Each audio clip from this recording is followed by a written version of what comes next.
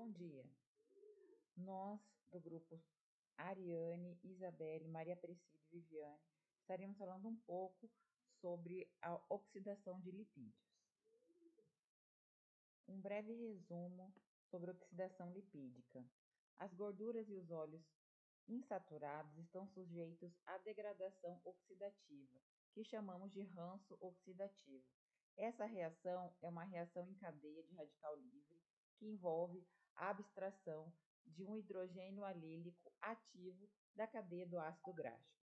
E em seguida, uma série de reações com oxigênio acontece, e o caroteno é utilizado como marcador de reações do ranço de gordura. O estudo descobriu que a alta temperatura, exposição do oxigênio e exposição da luz afetam negativamente o perfil sensorial do azeite, causando ranço e perda de oxidantes.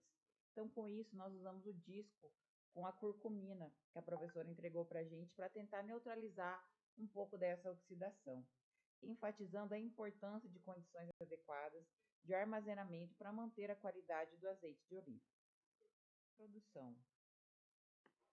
A deterioração dos óleos da gordura está relacionada principalmente a processos oxidativos, que alteram a qualidade dos óleos pela formação de sabores estranhos, redução da vida de prateleira e produção de compostos com implicações nutricionais. A oxidação lipídica envolve uma reação de ácidos graxos insaturados com oxigênio e, dessa forma, os níveis de oxidação dependem da proporção de ácidos graxos saturados e insaturados. Entre outros fatores que catalisam a oxidação está a presença de luz, temperatura, disponibilidade de oxigênio e condições de armazenamento. O objetivo nessa aula prática é buscar os fatores como a luz, temperatura, antioxidante, pró-antioxidantes que afetam o ranço das gorduras. Os materiais e equipamentos utilizados são o azeite, a cúrcuma, a solução de sal, o extrato de orégano, a água, o extrato de alecrim, papéis de filtro e placas de Petri. Estaremos falando um pouco dos métodos e da metodologia que foi utilizada. Previamente, a professora preparou discos com uma solução de açafrão, onde a curcumina é um poderoso antioxidante.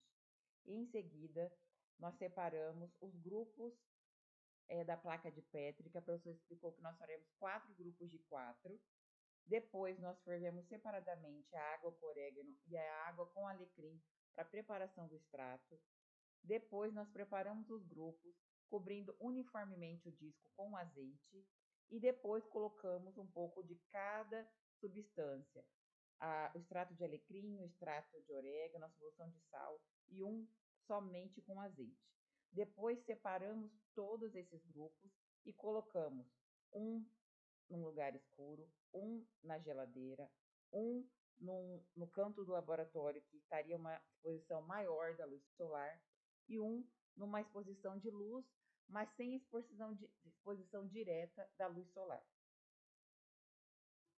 Aqui são alguns registros durante a nossa análise.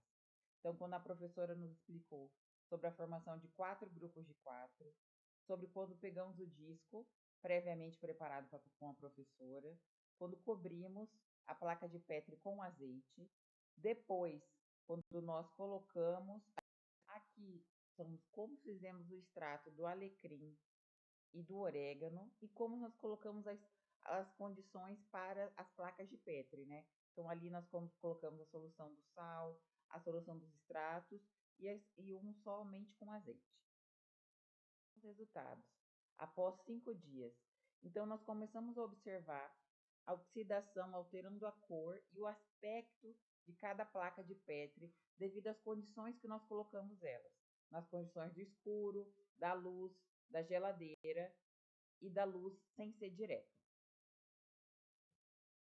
Então, aqui nós tínhamos o resultado após uma semana observando as amostras, e aqui a gente verificou a influência da luz solar, a oxidação das primeiras placas, depois a que ficou com a luz indireta, outro que ficou na geladeira e outro que ficou sem estar com a luz direta, mas no canto do laboratório. A gente observou que as que ficaram na geladeira tiveram uma melhor performance, né? Tiveram uma menor oxidação dos ativos e a gente consegue observar o quanto influi a luz solar e a temperatura nas nossas amostras.